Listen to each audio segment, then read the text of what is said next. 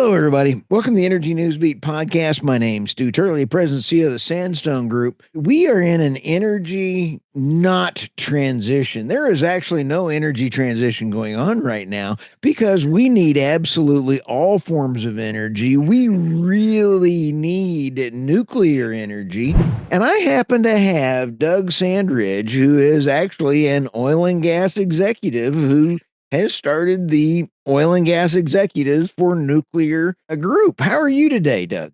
Couldn't be better. Great to be with you again, Stuart. I'll tell you what, I have to do a little bit of a confession here, and I hate confessing my stupidity sins here, but you and I had a fantastic podcast at NAPE, and the sound did not work because of me. So we are here to talk about a PG&E and your article on your Substack. It's Energy Ruminations, and it is a fantastic article.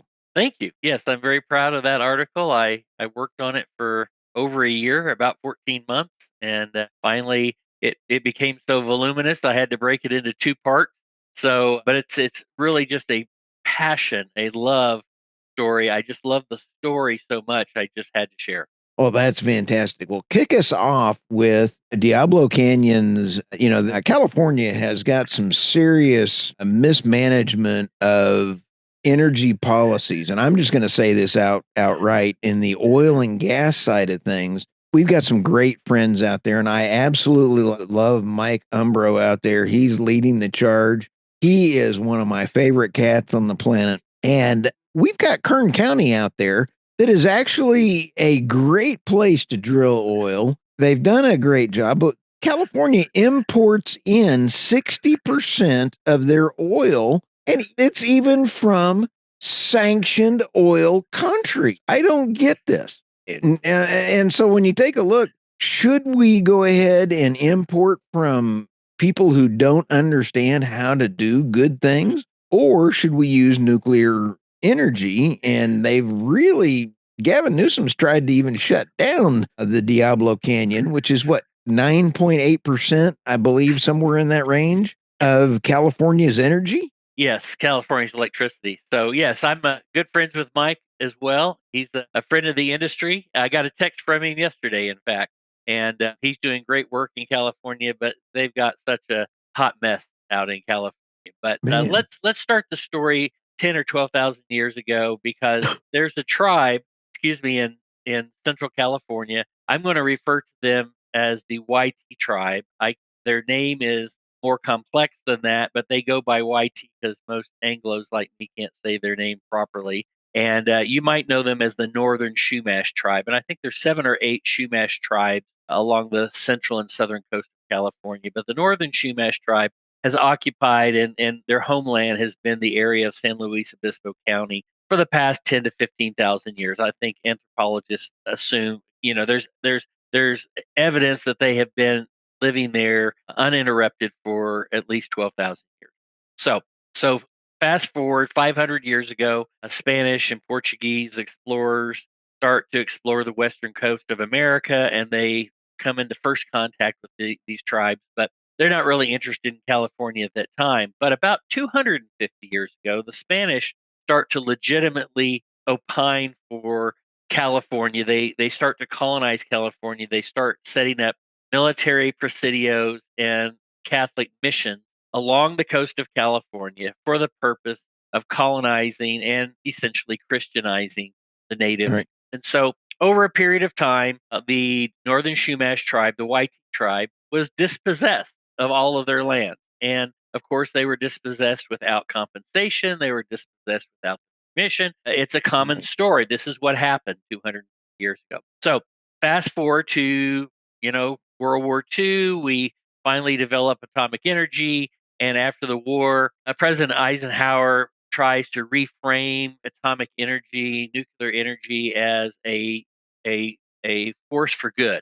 And the U.S. had a lot of technology, mostly developed by the military, and the military was really intent on keeping all that technology to itself. They weren't interested in sharing it with the world. But Eisenhower had this vision of abundant, safe, reliable, affordable energy, and he shared a lot of the technology that the U.S. had developed so that the world could enjoy safe, reliable, affordable electricity generated from nuclear power. So nuclear power took off in the 1950s, the 1960s, and California, early days, California was a leader in nuclear energy. They had lots of reactors, a couple of test reactors.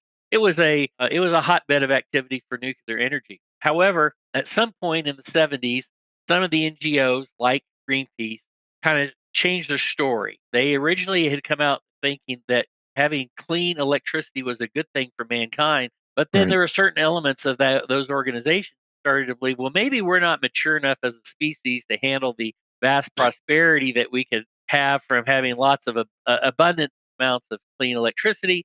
And so they turned their back on nuclear energy and started advocating against it. So we had several nuclear power plants that were constructed in California, but by the mid 2000, 2010, 2015 era, California had shut down all of their plants except San Onofre and the Diablo Canyon. So in 2013, they decided to shut down San Onofre. Apparently, there was some repair work and some upgrades that needed to be done, and it was decided it just wasn't economic to do that. And so they shut down that plant largely due to public pressure against nuclear energy. So that left only Diablo Canyon. And in 2016, I think really caving to public pressure, PG&E announced they were going to shut down Diablo Canyon nuclear power plant, and so in San Luis Obispo. And so that plant was built in the 60s, and when it was built, basically Diablo Canyon, PG&E, that's Pacific Gas and Electric, PG&E bought 12,000 acres of land upon which to put this nuclear power plant. And I'm not sure that they probably didn't need all 12,000 acres, and perhaps, I don't know, at the time they believed they wanted a big buffer around the plant. So they bought 12,000 acres. They bought it from ranchers who had owned the land. Eventually they were the successors in interest from the people who had taken the land from the tribe. Right. And so they bought the land, and they had 12,000 acres, and they put the Diablo Canyon plant there. And the tribe didn't even know anything about this. The tribal leaders told me that they learned about the construction of the Diablo Canyon plant at the same time the public did when it was publicly announced. Wow. So the tribe, still considers this their homeland. Right. And the unfortunate part is that the tribe has never had any land of their own since they were dispossessed of this 250 years ago. Obviously, a few tribal members own a house, and they may own a few acres or whatever, but there is no official reservation. They've never reacquired any of the land that they, consider their homeland. So, if 250 years, they have never reacquired or been given any part of their lands back. So when it was announced in 2016 that they were going to shut down Diablo Canyon, the tribe, they decided, hey, maybe this is an opportunity for us to get just a small piece of our land back. I mean, their reservation, I mean, their lands consisted of, 7,000 square miles of land, the entire county of San Luis Obispo, essentially, and more beyond that. And they said, maybe we could just get this small little piece of land back, something we could call our own. We're not looking for the white man to give back all the county. We'd like to get something that we can call our own. So they approached the PG&E, and they said, hey, if you guys are going to shut down this plant, we would like an opportunity to buy this land. And I think they rightly presumed that PG&E did not really want or intend to keep the land once the plant was shut down, because PG&E doesn't have a need for 12,000 acres if they're not using it. Quite frankly, they probably could use the cash infusion. PG&E has always been battered by wildfires. They've had 2 bankruptcies in the last 20 years. So I think to me, it seemed like a perfect win-win situation. The tribe can get their some of their land back, a small portion of their land back, can benefit their stockholders, their shareholders, their ratepayers by getting this land back. And so they come to what appears to be an agreement that the tribe will be allowed to buy their land. The tribe is not asking for PG&E to give it to them. The tribe has found benefactors willing to put up the money to buy the land. So hey, happy ending. Everybody's happy. It's a win-win for everybody. And that's where the story gets a little complicated, because as you know, I'm also a pro-nuclear advocate, and there are a nuclear advocacy group across the country that not only are promoting new nuclear energy, but really promoting, let's save what existing nuclear power plants we have. I mean, this is the low-hanging fruit. If you're interested in decarbonization, if you're interested in clean, low-carbon energy, why would you be shutting down perfectly good, existing, already constructed, safe, reliable, dependable nuclear power plants? So there are some really great grassroots efforts afloat across the country and across Europe and other parts of the world. Right. And so, as you know, Heather Hoff, she's the co-founder of Mothers for Nuclear Energy. She was working at the plant at the time that it was announced it was going to be closed. She started this organization called Mothers for Nuclear, and it was an effort to do just grassroots, good faith advocacy in trying to keep the plant open. So that organization, several other organizations, spent several years trying to convince California this is not a good idea. I mean, at the time, Diablo Canyon is contributing 9 to 10% of the total electricity generated in California. At that time, more than 25% of their low carbon electricity. And so this is insanity. And they did great work advocating, but they were fighting an uphill battle because California is anti-nuclear. The government's anti-nuclear. The public is anti-nuclear. All of the strong NGOs that have so much influence in California are anti-nuclear. However, what they did with this advocacy is they laid the foundation, providing good information. Basically, I've heard that said they provided the oxygen that was necessary for these lawmakers to make a new decision. They did not really decide to make a new decision and change their mind about closing Diablo Canyon until they started to experience brownouts and blackouts.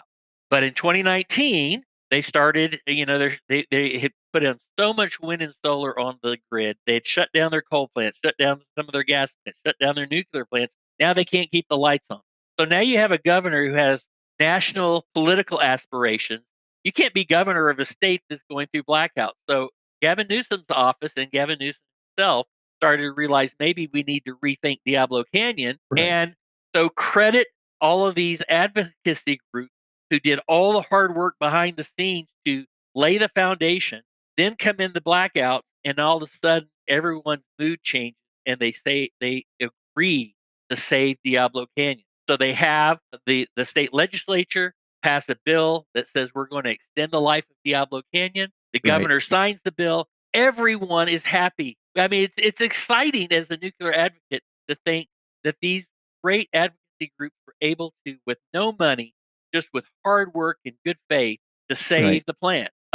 What's that do to the deal with the tribe? So I'm happy. We're happy for the saving of the plant, but then now does this somehow get in the way and impede the transaction? Well, the tribe, not to be deterred, the tribe then goes back to PG&E and says, "We're glad you saved the plant." And actually, the tribe is not anti-nuclear. They don't want the land because they want to shut down the tribe supports the continued operation of the plant. In fact, a lot of tribal members work at the plant. No way. Yeah, there's tribal members that work at the nuclear power plant. So that they were not wanting the land because they wanted to shut down the plant. They were wanting the land because they thought the decision had been made to shut down the plant. So they go back to PG and they say to PG&E, "Why don't we go ahead and complete this deal? Why don't we go ahead and consummate the deal now? And we can either buy all the land now and lease it back to you, or we can buy part of the land and you can keep whatever you need to continue operating the plant. But let's not let this opportunity go to waste. Let's take advantage of the time and close the deal." And PG&E appears to have been willing to do that. However, there's the big however. There are dark forces at work in California to impede this deal. So what's happened is, of course, this is 12,000 acres. I don't know if you've ever been to Central California coast, but it's absolutely phenomenally beautiful. So where else in California are you going to find 12,000 acres of undeveloped land along the coast? So you can only imagine there are groups, and I'm not going to name all of them, but I think Sierra Club is prime right out in front of all of them. They all want to get their hands on this land. And so what they have essentially done is pressured the government of California to step in and say, "Hey, I think we need to consider who should rightfully get this land. And in order to do that, we need to establish some commissions, some committees, and have some hearings." And so over the next 10 years, California is planning to spend $150 million on studying who should get the land. And this is a travesty to the tribe. it's a travesty to Californians. They're going to pay $150 million for this dog and pony show because what they should do is say that the tribe should get the land. The tribe's not even asking for it to be given to them. The tribe is saying, why don't you guys let us buy this land? Wow. So, it was just a story that I could not ignore. I love the story of the tribal effort to get the land back. They're very sincere. They love this land. But PG&E is trying to do the right thing, Doug. This is what gets me. And that's what I want to make clear because, I'm not real close to PG&E. PG&E's, generally wants to stay out of the fray. They're trying to lay low and just let things play out. But PG&E has acted honorably. As far as I can tell, he's acted honorably here. You understand why PG&E does not want to go against the will of the state because they have to have the state. It controls everything they do. It controls their future permits, their licensing, their rates. And so they have to play nice with the state. So they're not going to go against the state. So what we really need to do is get the state to step aside and say, look, PG&E, do with the land what you want. If you want to sell it to the tribe, give them a wink and a nod and let them go forward with the transaction. Right. See, that makes sense because PG&E is being regulated to death. And some regulations are good. I'm going to be honest with you. The United States and Canada produce the cleanest oil and gas in the world. And some regulatory things are great. But when you over-regulate, costs go through the roof. And I don't think that the government should be in every single business transaction, including the land. This to me is like who benefits when the Sierra Club gets involved? Nobody. Well, the Sierra Club and their donors. I mean, this is what's happened. The Sierra Club and a lot of these NGOs, they're no longer, true environmental organizations. They become these behemoths of money raising, fundraising, and they have to do things to keep the dollars coming in. If they're not actively out there going and doing things like this, their donors are going to say, "What are you doing for me today?" So this is the Sierra Club. These organizations are the only ones who benefit from this, and it's a travesty. What's even more appalling is in 2019, the state of California passed the Public Utilities Commission passed a new rule that says that utilities must confer with native tribes, the historical owners of these lands, whenever they build new facilities and also when they decommission old facilities. And they are legally obligated to give deference to the tribes and try and give the tribes basically first crack at buying land back. This is in the CPCUC rule. Wow. Yet the state's ignoring this. They're ignoring this because they are bowing to the pressure of the NGO. So I love the story. I'm hoping by getting on a podcast with you, you're going to broadcast this. We want to get the word out. We want to develop some grassroots efforts and support for the tribe. We want to get this message to the right people so that we can pressure the California government to do the right thing. Just do the right thing, Gavin. Step aside, let this land transaction go forward, stop impeding land transaction. And I'll go one step further. They've already allocated the 150 or 160 million dollars by this bill. They've already allocated that in the budget. Instead of spending it on all these committees and all these commissions to determine who should own the land, why don't we just take that 150 million dollars and pay for the land and give the land to the tribe so that everybody's happy, everybody's made whole. We can feel good. And the citizens of California can keep Diablo Canyon as long as they can. And it's a win-win-win. How do we get Doug Burgum? How do we get Chris Wright? How do we get President Trump involved on this bad dog? Because I think they're in line with A, saving money, B, what's doing right. This group of people that President Trump has are some of the best people on the planet. And I'm saying I'm serious. How do we get PG&E to help get on a podcast with them? How do we get? I'm ready to jump in on this. Well, that's a good thing. Maybe I will send the article to Secretary Burgum. That might be a good first step. You bet. I know that I think Chris Wright is aware of this issue. I might send another copy to him. But we need to mobilize support. I mean, this is just such This an is huge. obviously.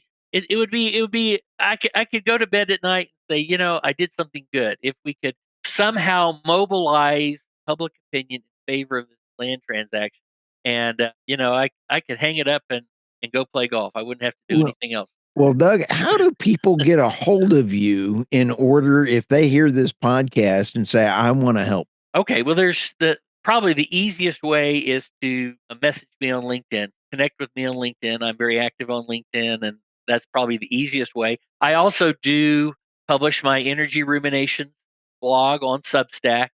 Which is fantastic, by the way. Thank you. I love it. It's a long form writing. It's just a creative outlet for me. I write about anything that that's of interest to me. I don't write just about oil and gas. I write about wind and nuclear, all whatever that I find interesting in the energy arena. I will write about. And so you can subscribe to me on Substack, and I think you can message me on Substack as well. So those are the two easiest ways to get a hold of me. I want to give you a shout out as well because your article on the Oklahoma tribe was outstanding as well. You and Robert Bryce both did an outstanding job covering that story. The Osage wind farm. Yes. In fact, I'm going to go out to Lake Tahoe in April and make a presentation about that to the Fantastic. Land and Mining AAPL, the American Association of Petroleum Professional Landmen, are having a conference out there, and they've asked me to talk about the Osage wind farm issue. So, That is absolutely way cool. Now, I've got a shout out to our podcast listeners. I really enjoyed having you on with David Blackman and Mark Stansberry when we were talking about landmen because you are a landman. So it was pretty cool podcast. I have so many people who have reached out about that podcast. I thought that podcast was just a kind of a lark. It wasn't really that serious, and we were just yucking it up and talking about land. And so many people have reached out to me about that podcast. They loved it. So How fun. And I think the difference was people were, Billy Bob Thornton has done a great job. I keep waiting for him. What was that movie where he was doing biscuits? I keep waiting for him to do his own imitation. I need to do oil and a biscuit. I mean that to me, Billy Bob Thornton is really doing quite well, and I know that it is a total. It's Hollywood, but they've got great points in there. yeah, it's a fun show. In fact, I have a sticker that says Landman from the American Landman's Association. I put Yeah. it on my computer the other day, and I was on a flight to Houston a couple of weeks ago, and the flight attendant saw my computer and she said, "Are you a landman?" And I said, "Yes." I've never met a landman before, but I watched the show. I love the show. So we're getting a lot of good press on that show. Oh, and I thoroughly enjoy it. And I'll tell you what, I got another question. How do you see Germany? Because you went to Germany, and when you were out touring around, you went in supporting of keeping their nuclear reactors. What's going on there? What's an update for Well, this Germany? is very interesting you asked that because, Germany is kind of has been swimming against the current. I mean, almost everywhere in the world, nuclear is having a renaissance. Nuclear is forefront where people are trying to figure out how can we do more nuclear. And at the Right. same time, Germany quite literally had the finest fleet of nuclear power plants anywhere in the world, the most efficient. I mean, they were German cathedral of clean energy. I mean, they were industrial cathedrals of clean energy, and their politics is crazy. They've got some Unbelievable. mental issues around nuclear energy. They shut down all their nuclear power plants.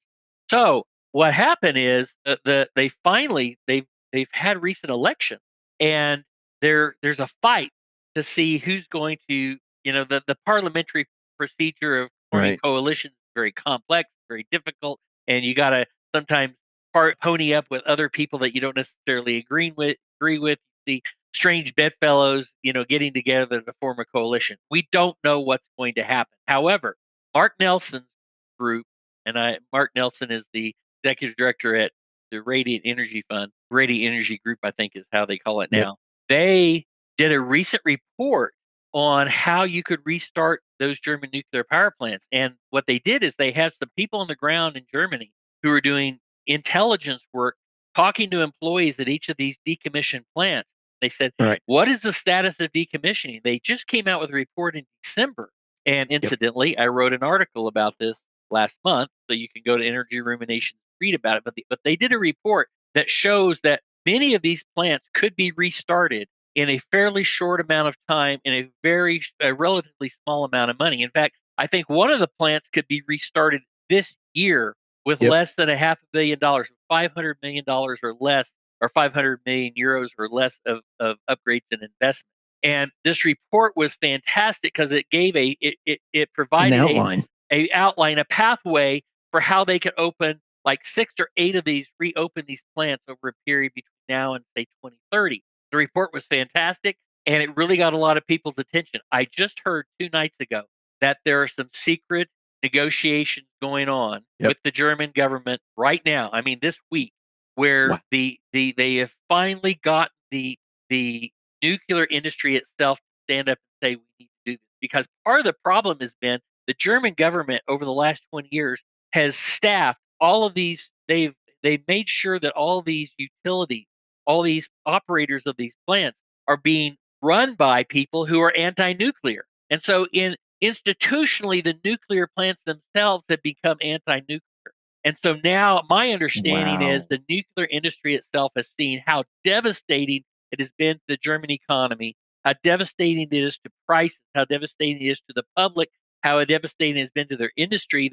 Have they have a shortage of electricity, they have a shortage of clean energy, they have a shortage of affordable energy in Germany.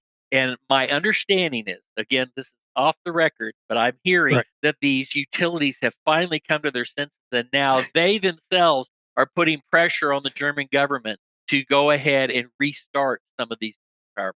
So that's the update. And I think it's pretty ironic that the German government bought 20 years worth of uranium from Russia last year. I mean, now go figure that one out. I did not have them buying that much uranium from Russia on my bingo card. It's a tell. It's a tell. So I'm hoping, I'm more positive today than I've been in 4 years about the real possibility that Germany will start If some plants.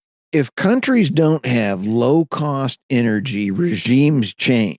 And I think the Germans are finally going to realize that they're going to have a regime change in leadership if they don't get their energy policies met. And their energy policies have been absolutely, I believe Kurt Russell and a few others used the word foobar one time. And that was absolutely horrific. No, there's no question. And so the far right, so-called far right parties in Germany made great inroads in the last election. Right. And so I see some of the more moderate and even some of the left-leaning political parties in Germany being more interested or more willing to at least talk about reopening these power plants, because I Right. feel like they understand that if they don't kind of soften their views on nuclear energy, then Right. these far right, so-called far right political parties in Germany are going to have an ever increasing role. And so I think they see that as an incentive to maybe have a little bit more energy sobriety in Germany. Let me ask you this about Chris Wright and his staff over there, and they are absolutely phenomenal. I think they have done phenomenal things, and I saw something this week that just really kind of struck home a little bit. He said he's looking at curtailing any energy policies or any production of energy that costs more to make than it does to then you get energy out of it, and that's hydrogen. All of a sudden you're hitting home on the hydrogen in the Inflation Reduction Act. Hydrogen, unless it's white hydrogen, if I remember right, is the only one that's naturally made, and there's only about 40 companies that are going after that white hydrogen. Are you following any of that? I am, and I don't want to comment too closely on what our friend Chris is doing, but I Oh mean, I no, think I'm he's just talking he's about, yeah. he is the most energy sober person on the planet. Isn't that great? And so, I mean, I think he's going to do what makes sense for us energy wise. And you talked about cost earlier. And cost is really important. I heard someone Yes, say once, if energy is not affordable, it doesn't exist. And it took me a minute to exactly. figure, what does that mean? But what that means is it may technically exist, but it can't be used, because if you can't afford it, really it's out. If it's out of your price range, you can't use it. So Yeah, affordability is as important as reliability, and you have to have reliable energy, but exactly. you have to have it has to be affordable. And so hydrogen right now does not meet that criteria. And now I've been writing on ethanol, and it's kind of like ethanol. When I go between my houses, they're 7 hours away from each other, so I get to know exactly if I use unleaded gas or I use absolutely no ethanol. I know how many miles per gallon extra that I get. Ethanol is a waste of energy, and I would love to see that rascal targeted. But it seems like the farmers really have that subsidy locked up. Well, they do. I mean, ethanol in the U.S. Now, I don't want to say all biofuels are bad, because No, where it's made and what it's made of. If you're making ethanol from sugarcane in it's it Brazil, where you have natural irrigation, you have plenty of water, you can make ethanol work. You can make it work. But in the U.S., we now know that it takes more energy to create. So you're going to use the equivalent of 1.1 gallons of energy to make 1 gallon of energy. And so exactly it doesn't make sense. It may made sense back when President Bush was president, and we're trying to say we have an energy security problem, so we need to learn how to make energy here ourselves. That's not the case anymore. We have no energy security issue. We don't need right, ethanol for that reason. Ethanol makes no sense in the US at any level. It drives up food prices. It uses lots of water. Now, in right, fairness to the people who make the ethanol, the corn growers, I don't think we should pull the carpet out, rip it out one day, because they have been encouraged to grow corn and encouraged right, to make ethanol. And so it's unfair to jerk the carpet out immediately. But we have to recognize it's a failed policy, and we right. need to slowly wean ourselves off of ethanol. Those farmers need to make something other than corn for ethanol. That is just not a good Have long a term plan. strategy. Have a plan. And That so I support that. And I tell you what, I saw a quote from our good friend Al Gore, and he said one of the biggest mistakes that he ever made was advocating for ethanol. He said, in hindsight, he realized how bad that is for the environment, for economics, for water, for food prices. So all for him right, to Doug. admit it, Here is my I did not have Al Gore saying anything truthful on my bingo card. You totally shocked me today. so when you've lost Al Gore in the fight, That's you've lost the fight. So ethanol, we need to phase it out, and it makes no sense at any level. It's just basically it's energy theater is what it is. and then it is so fun when you see a Chris Wright up there and you see Lee Zeldin and you see Doug Burgum. What a trio of energy powerhouse, because all three are really needed in order to meet President Trump's commitment to lower energy prices. You got to have Doug Bergen running on all cylinders. You got to have Chris Wright running on all cylinders. And Lee Zeldin, it seems to me that group, that core group for energy, is running on all cylinders. We've never had a stronger trio than those three. Never. Chris Wright. So I started to write an article in support of Chris Wright when he first got announced. I wrote the article, but then I realized everybody's writing articles. I mean, you just get lost in all the articles. And also, Right. I didn't want to say something that I'd later regret, so I didn't end up publishing it. But my thoughts when I was writing this article was, I was alive. I was in high school when when the Department of Energy was first formed Right. by President Carter. And so I have seen every Secretary of Energy in my lifetime. Right. Can't say that about everybody. We've seen every one. And we've had some political appointees, we've had some academics, we've had Right. some hacks, we've had our last one who didn't know even how to spell energy. I mean, we've had My all gosh. across the board, but I can say definitively we have never, ever had a more qualified, a more knowledgeable, a bigger humanitarian I, as an energy secretary than we have right now. I mean, I absolutely love Chris Wright, and I've enjoyed. I believe he's been on. I've interviewed him 4 times, and I've been in his office over there at Liberty. But he is an absolutely class act, and I'm looking forward to giving him a big hug. It's going to be it's a big help when you have somebody running the Department of Energy, which is a huge department. When you Yes. have somebody over there who actually knows what energy is and actually knows what works and doesn't work, what's affordable, what's not affordable, what's reliable, having him there instead of our former Secretary of Energy is just a difference in night and day. You have to have somebody competent in that position. But I've also seen him in discussions about international oil and gas. He understands oil and gas is an international commodity, and he understands how the U.S. needs to play in it. And this is just refreshing. Yep, So it's again, great. thank you for your time, Doug. I just cannot wait to get this podcast out there. And is there any last words for you? No, we'll just stay in touch and we'll talk about something else the next time. Next time you're ready, I'm Sounds always great. happy to talk to you. Talk to you later, Stuart. Thanks.